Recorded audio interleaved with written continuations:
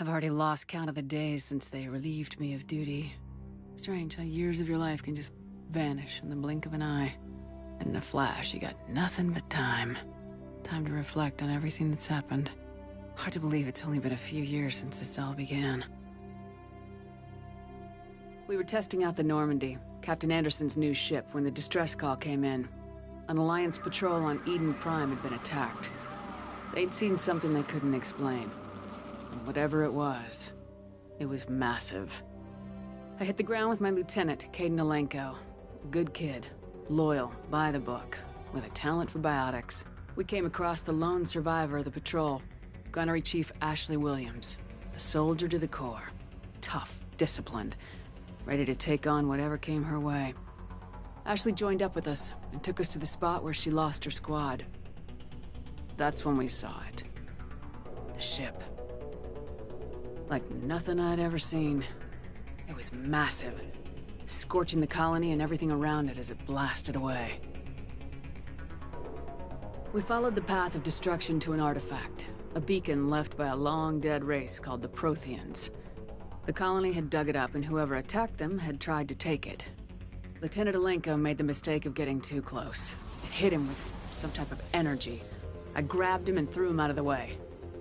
That's when it hit me. Hard. Every muscle in my body went rigid. I couldn't move, could barely breathe. Everything went black. And then I saw something. A vision. Dream. A nightmare. By the time I woke up, we were halfway to the Citadel on our way to meet the Council. I was expected to explain what I'd seen. Anderson came along. So did Udina, our political representative on the Citadel. With those two heavyweights, it seemed reasonable we could persuade the Council that the ship we'd seen was a potential threat. As was the individual behind the attacks. The main suspect for the Eden Prime massacre was a Turian Spectre named Saren. He'd been seen by one of the survivors from the colony at Eden Prime, and there was some evidence to suggest that the ship was connected to Saren. But even Udina's pointed accusations weren't enough to convince the Council. They just couldn't believe one of their chosen elite Spectres could be guilty of something like that. They needed proof, which meant I needed proof. Fortunately, I wasn't alone in my search. Garrus, another Turian, wanted to help. A top agent for Citadel security. Despite orders from his superiors that he shouldn't get involved, he told me he was suspicious of Saren and he had some useful leads. Share them. That led me to Rex, the biggest, nastiest looking Krogan bounty hunter I'd ever seen. He turned out to be more than just a brute. It was his intel that led us to a fugitive with incriminating evidence on Saren. The fugitive turned out to be an energetic little Quarian named Tali. A tech expert with a knack for hacking, she procured some information on Saren. Evidence that proved Saren was dirty. Tali's evidence proved that Saren was responsible for the massacre on Eden Prime, and the immense warship we'd spotted was in fact Saren's flagship. But it went much further. Saren was trying to find a way to bring back a race of sentient machines from dark space. Machines allegedly responsible for cleansing the galaxy of all organic life. These Reapers were blamed for wiping out all life 50,000 years ago, including the Protheans, then disappearing back through the mass relays to dark space, leaving no trace that they'd ever been. That explained why Saren was after the beacon, and it made some sense out of my visions, but not much else.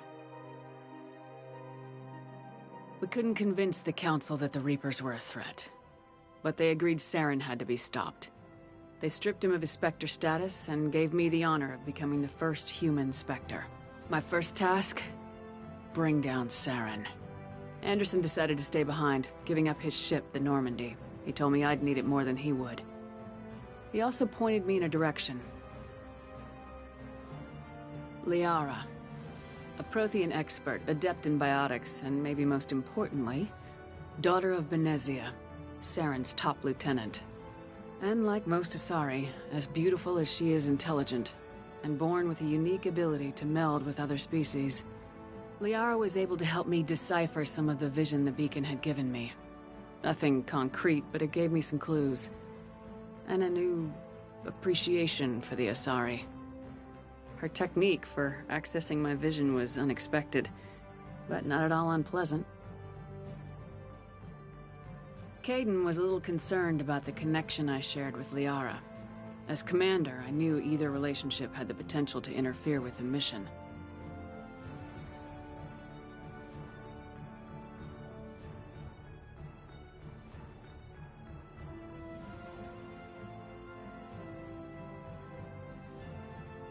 I told Liara about how I felt. Apparently, she felt it too. But we agreed we wouldn't let it get in the way of our mission, finding Saren. Thanks to Liara's help, we had our next lead, Benezia. Saren had taken her to Noveria, where he'd enslaved the queen of a dangerous race of insect-like creatures, the Rachni. He ordered Benezia to use the same technique Liara had used on me to extract information from the Rachni queen. The queen's drones were everywhere, and they were not happy. We had to fight through hundreds of them to get to Benezia. By the time we arrived, Saren was gone, with the information. I tried to reason with Benezia, but Saren had indoctrinated her. He had somehow acquired the ability to control people's actions and wills.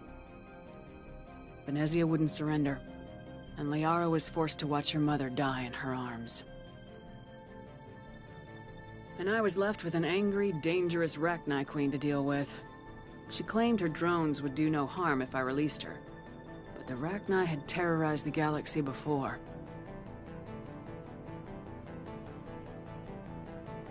I couldn't take the chance. I had a mission to do, and an army of angry Rachni would be one more problem I didn't have time to deal with. With Saren's top lieutenant dead, he was quickly running out of time and places to hide. I tracked him down at his base on Vermeer, but we soon learned it was more than a base of operations. It was a breeding ground. Saren was breeding an army of Krogan. He'd found a cure for the genophage, a disease inflicted on the Krogan to prevent them from breeding and taking over the galaxy. But the Krogan Saren was breeding were slaves, mindless beasts that obeyed Saren's will. I had to destroy the base and all its research. Rex disagreed, violently. Rex wanted the genophage cure for his people. I tried to convince him to help me destroy it, that these Krogan weren't real. But he wouldn't back down.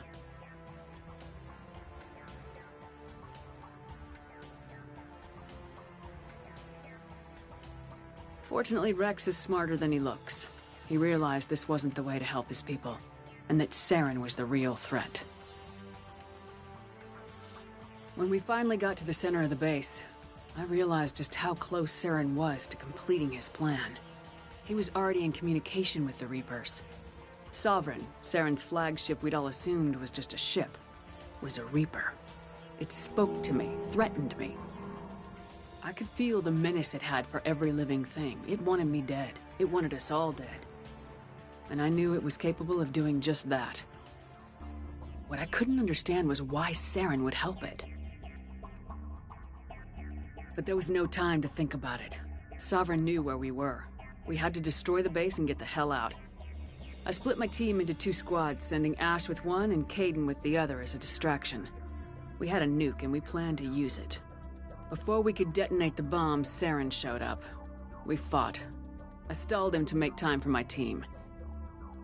And in talking to him, I realized the truth. It wasn't Saren who was indoctrinating everyone. It was Sovereign, the Reaper. And Saren was in deeper than all of them. He tried to convince me he was still in control. Said he'd found a way to reduce the Reaper's influence, but he was kidding himself. Or believing the lies Sovereign was telling him.